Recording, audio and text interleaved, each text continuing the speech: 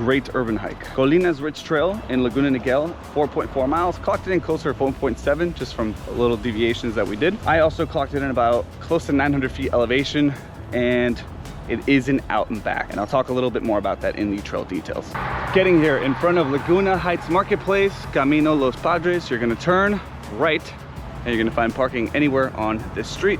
Trailhead is just straight up there. Get into those details. So no official parking lot. You have to walk a little bit on the sidewalk to get to the trailhead. You guys saw that in the video. Plenty of parking here, but I'm sure you could find more. For some reason, this whole section is packed. Now where we park is also in front of some shops, as I mentioned. So if you forget anything like water or anything like that, go there first. Make sure you get some.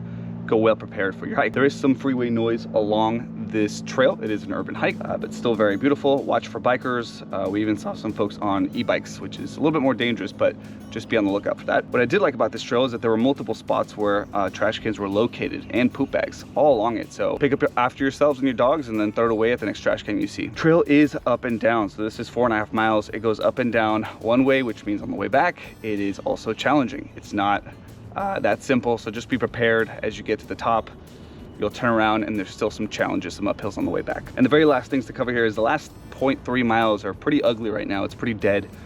When you get to the very top, it's a really cool view. You see the ocean, the mission, just really nice views on that bench. Take a break, but really getting there, that last quarter mile is just ugly, dead bush everywhere.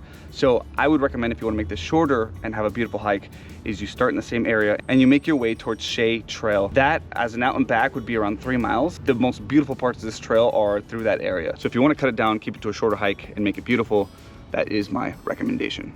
Hope you guys enjoyed the video. Drop any questions down below and I'll see you next week.